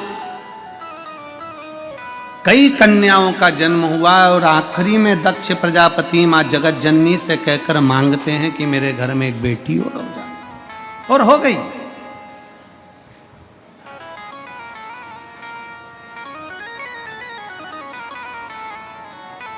एक बेटी का जन्म हुआ जिसका नाम सती, प्रसूति के गर्भ से जन्मी है सती।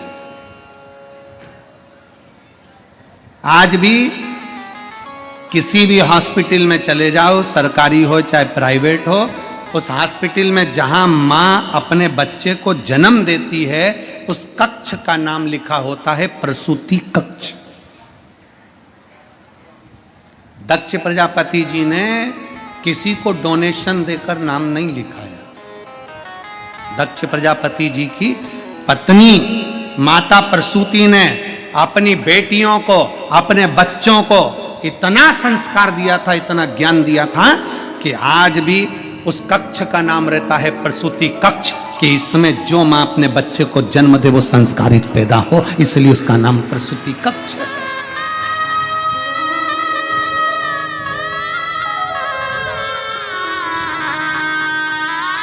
भारतीय संस्कृति की, भारत की भूमि के संस्कारों की, सनातन धर्म की मजबूती कितनी है जरा देखिएगा कि हॉस्पिटल में भी बच्चा जो जन्म लेता है उस कक्ष का नाम प्रसूति कक्ष होता है।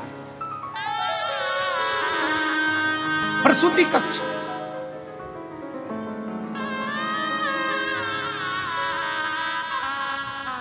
दूसरे धर्म के व्यक्ति कह दे भला कि हमारी पत्नी का बच्चा होने वाला है, हम इस कक्ष में नहीं कराएंगे क्योंकि इसका नाम प्रसूति कक्ष है।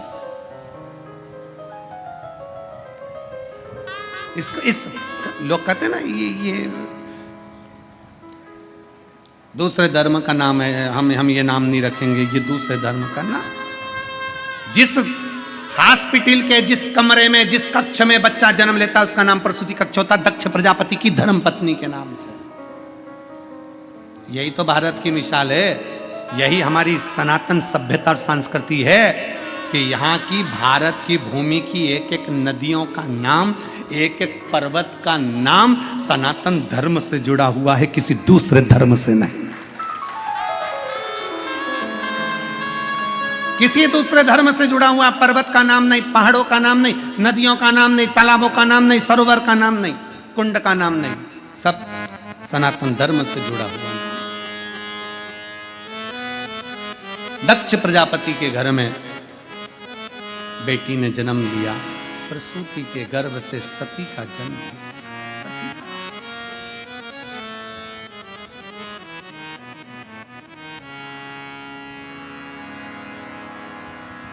कितना प्रेम था, कितना प्रेम।